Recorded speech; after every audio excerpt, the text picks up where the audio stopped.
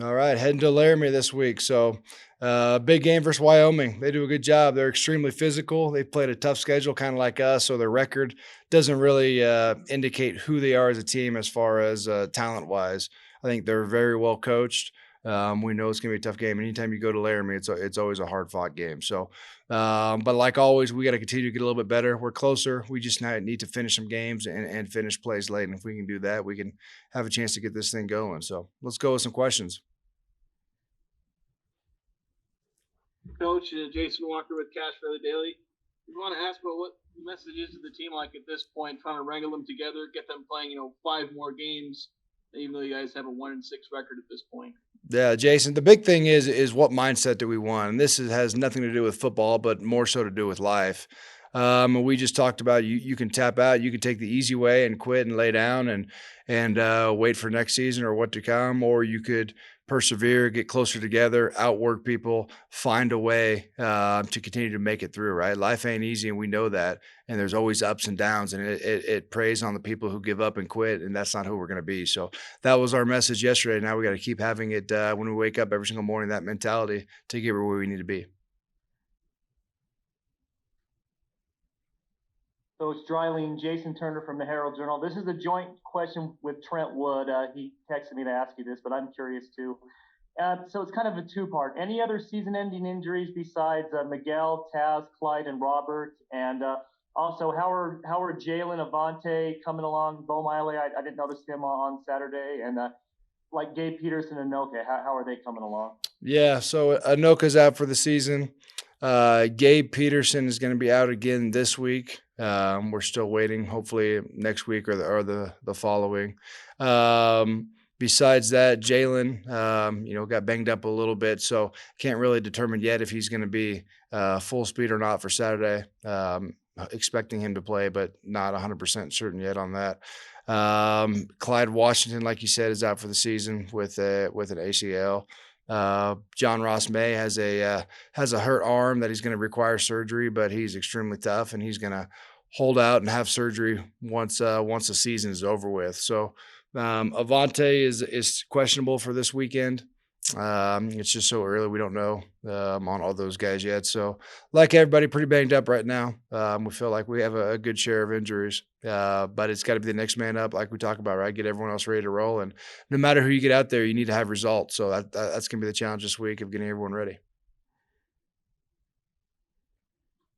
Coach Jason Walker again. That kind of leads into another question I had about what have you thought about the guys who have stepped in to fill in for a lot of these injured guys? What have you thought of their performances so far? Yeah, it's been good. Obviously record wise, it's not what we want to be. We understand that. But if you really dive into the tape and look at it, like our defensive tackle, Ricky, to start fall camp, he was on scout team for the first 6 weeks. And now he ended up playing 15 plays last week and played just about better than any of our defensive linemen. So guys like that who have waited, worked, continue to stay resilient because you don't know when your time is being called. And he's really shined. So as long as we can continue to have that next wave, I know we're running out of bodies, but you never know whose name's going to be called. Kind of like, just like our offense, Jalen and Razul are going to do great things, but who's going to be that third breakout guy a game? It's the same thing on defense, kind of where we're at up front is who can continue to progress. And when their time comes, make the plays.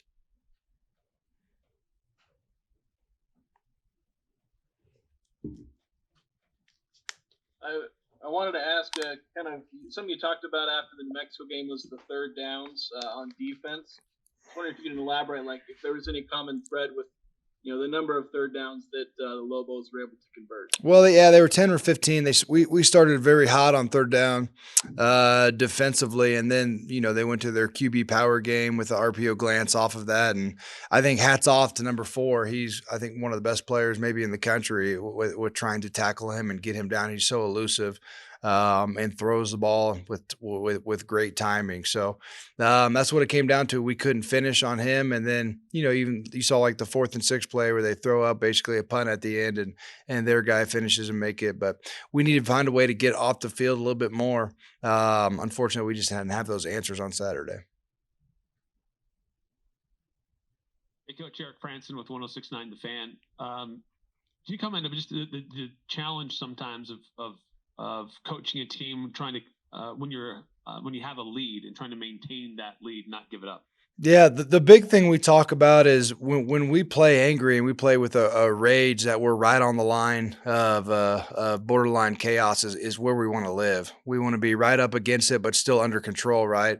We have to make sure that we don't get complacent and no lead is big enough. I mean, we've had 14 to 17 point leads. We've given up a couple times now. And it does come down to continue to execute. That was our word of the week last week. And we come off hot and looking great. And then we just have a snowball effect. We muff a punt, right? They get this, then they get that, and we just can't finish games yet. And so whether that's not handling adversity good enough or not, but we just got to keep trying to get a little bit better, keep trying to find a way. This team's way better than our record, but now it is time we got to start getting some victories. Coach Dryling, Jason Turner again. 5 holding penalties against New Mexico. Were a lot of those, I don't know if you've seen them all, were a lot of those egregious in your mind, or do you just feel the officiating crew was calling it really tight, or maybe a little bit of both? Oh, a little bit of both. It's hard to comment on that. We do need to make sure, right, whether the holding penalties are on us or on them. One, defensively, we have to block the struck. We have to use our hands to get off blocks. And then offensively, we have to continue to move our feet. I think we're doing a good job of moving people up front. But you see where our offense stalls on drives, and it's typically self-inflicted wound, right? It's usually holding penalties or some type of false start to get off pace with the stick. So if we can eliminate that, the hard part is you're playing tempo to take advantage of fatigue for the defense, but that does also fatigue you a little bit. So got to make sure we persevere through that and to finish drives with touchdowns instead of kicks. Coach Jason Walker again. Just looking ahead to Wyoming, what aspects of their team, offensively or defensively, do you guys need to be preparing for the most to make sure you stop that? Well, they're extremely physical with Wyoming's defense. I know they're well coached. You look at their record and you would assume they're not very good, but that's not the case at all. Like I said, they've played some tough games and they're flying around to the ball. They play sound defense, and they're in a lot of these games. They just hadn't been able to finish.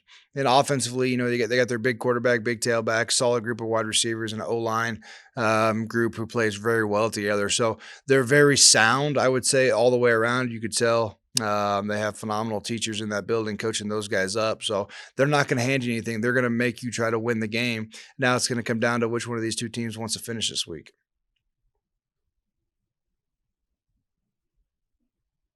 Hey, Coach Patrick Mayhorn from the Ag Ship. Wyoming recently has been kind of bouncing back and forth between 2 quarterback options. What have you seen from those 2 guys? What kind of separates their skill sets, and how do you prepare for both of them essentially? Yeah, the offense is similar no matter who's in. They do a little bit more QB run game with 17, the big guy back there. But both of them, it's a vertical shot passing game. They want to try to get some type of cross-country routes coming from across the field to slide in between zones. And then the run game is your typical outside zone. They do a good job designing QB run game for when the big guy is in there. So it's the same defensive plan for us, but ultimately we have to make sure, kind of like last week, we have to make sure that we're pressuring this quarterback, but we do need to finish better when we get back there. Coach Dryling, Jason Turner again. Their quarterback, they're using 2, but the guy who started most of the games, 245 pounds. Their lead back is 230. Wyoming's always been able to run the ball. It's been a staple of theirs, but they've struggled this season. What have you seen on film or in TV that is maybe why do you feel they're struggling in that aspect? It's always a staple for them. Yeah, their starting tailback got hurt in fall camp, so their big guy they got back there was the number 2 going in. But I do think that their starter is going to be back maybe this week, so we're preparing for the guy that started the last 2 seasons for them. But why they've been struggling, I don't know. You look at them and their offensive line, they move well together, they handle movement well together. It's just that it's kind of like us on defense. They're just trying to find some confidence, trying to find their identity, what they want to do, and what they want to become. So right now we're both searching. So hopefully we can find ours first, though.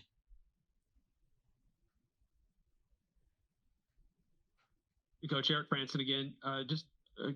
Seems like second halves are a bit of a challenge.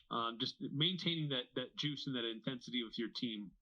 What is that more of a player issue? Is it fall on coaches to try to maintain that, or is it a balance of both?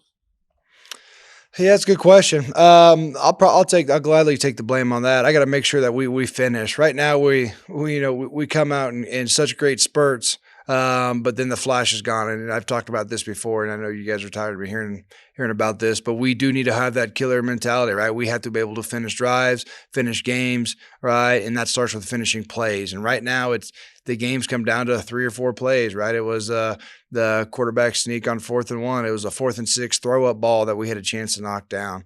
So if we can just finalize those plays, we're going to be right where we want to be.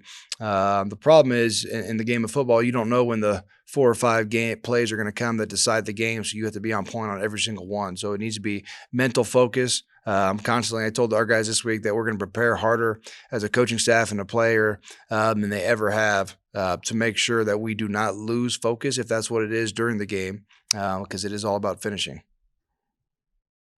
John, this is Jason Walker with Cash Fairly Daily.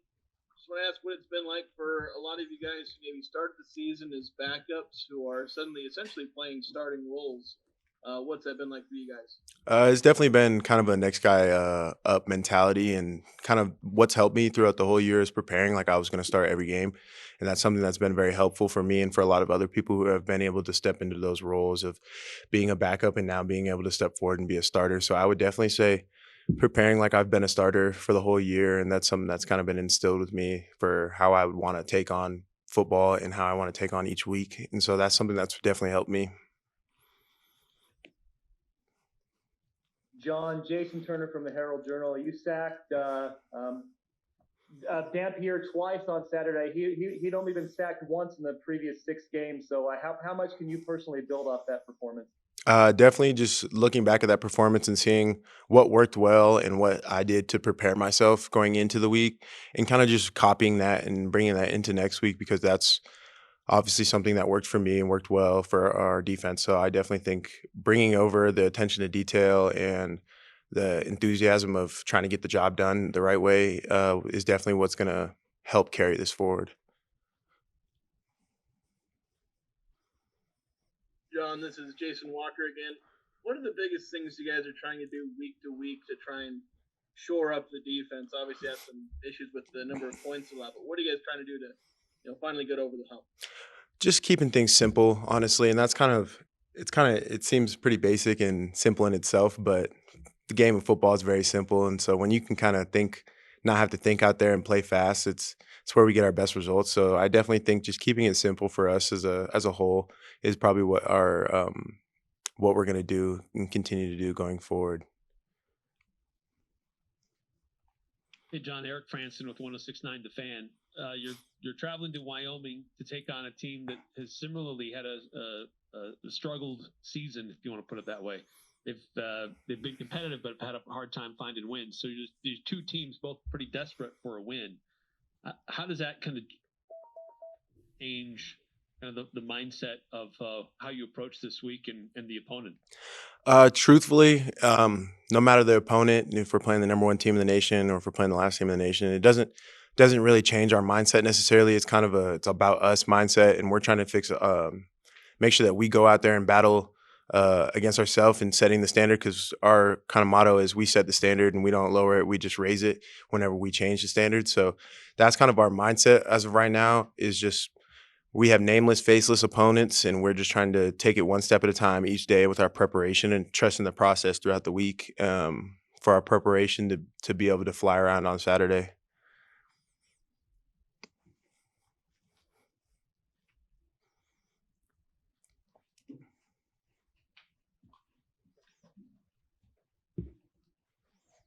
Just another quick follow-up for me, just kind of piggybacking off an earlier about some guys that are needing to step into larger roles kind of quickly. And just what kind of role do you play now in helping others who maybe are in similar situations to try to have a different level of focus and preparation going into game week? I definitely would probably just let them know that this game of football, you never know when your time is going to come, and kind of like I said, but just preparing like you're going to start each week. That's probably the biggest thing I could tell other people who are in similar situations as I was. And definitely just being confident in your ability to go out there and be the ball player you know you are. And that's kind of the biggest thing is just having confidence and being able to go out there and execute the way that we want to. And that's the standard that we set for ourselves. So definitely just I will continue to try to be a leader in the locker room and on the field of just making sure people are attentive to their details and making sure that we get everything that we need to get done done right way. John, Jason Turner again from Herald Journal. One more question. I just wanted your initial thoughts when you found out that Utah State was joining the Pac-12, and all of a sudden you're going to be in the same conference as your former team.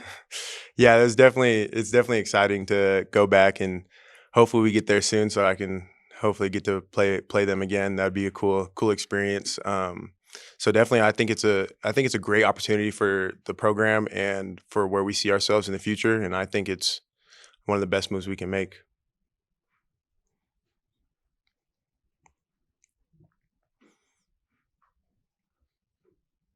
One last question for me, John. I just how would you assess the attitude and the feeling of the team? I know it's been kind of a rough stretch here with a lot of losses, but they've been competitive. How would you assess kind of the mood of the team right now? I will say the mood of the team, we still come in every day with the mindset that we need to put in the work to try to get the results that we want because we are a very hardworking team. We do give a lot of effort. We do put a lot of work into the stuff we do because we love this game. And that's something that I really take pride in for our team is that we love this game. We love to come in and work day in and day out. It doesn't matter how long practices are or how long the days are. We want to come in and we want to get better. And that's probably our biggest mindset is just keep improving 1% better each day. And that's kind of one of our mottos here at Utah State is just the slow grind is it might not pay off right away, but it will pay off when you put in the work that you deserve. Jason Walker with the Cache Valley Daily. I just want to ask about that. Starting alongside your brother, what was that like for you? It was a great experience. I transferred from Pitt just solely to play with my younger brother, and it was just a great opportunity to play with him and really all the other linemen because we're really close. So it was a great experience.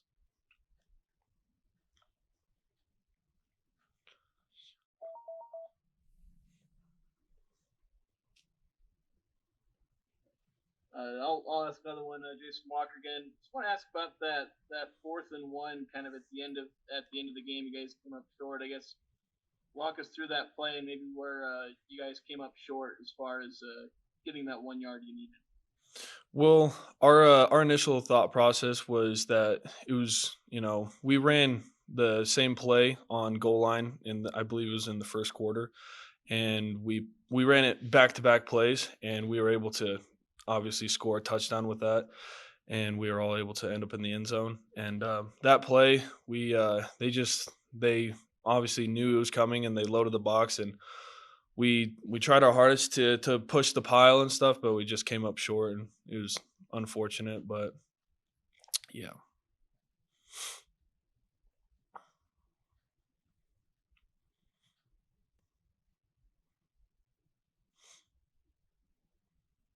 Hey Trey, Eric Franson with 106.9 The Fan. I asked this of John and I'll ask it of you as well. How would you assess the mood of the team? I know it's been a tough stretch. You're not getting the wins like you want, but how's the mood of the team despite some of that? That's been the adversity, guys getting hurt, not able to get wins, but still trying to fight and have still a lot of games ahead of you.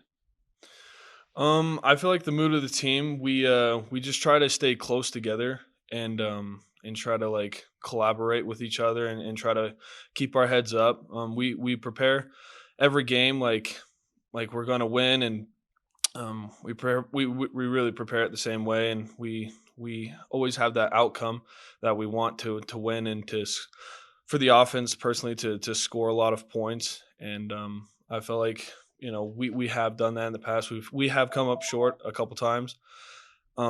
As far as the losses and stuff, which are we're everyone. I mean, we're an athlete, so we're pretty upset about it. But we always look forward to the next week,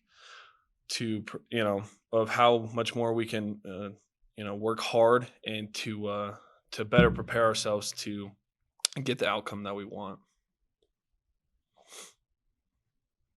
Trey, Jason Turner from the Herald Journal. A two-part question. How gratifying was it to keep Spencer sack-free on Saturday? He didn't get sacked. And then what do you feel as an offensive line you need to shore up over the last 5 games in order to fulfill your potential? I mean, it was obviously a great game for the offensive line to keep Spencer healthy because he's a great quarterback. And that was just that was a really good achievement by our whole line, everyone that played. And as far as like the O line preparing, our coach is really really good at helping us prepare, and especially for all these different looks we had. Like last week with New Mexico, they came out in a complete different front that we had anticipated and prepared for, but our coach did a good job of making adjustments, and we were very successful with that because we scored 4 to 5 points. So our line coach is really good at making those type of adjustments pretty quickly. So I feel like preparing for Wyoming, we are trying to prepare for every possible defense that they could give us.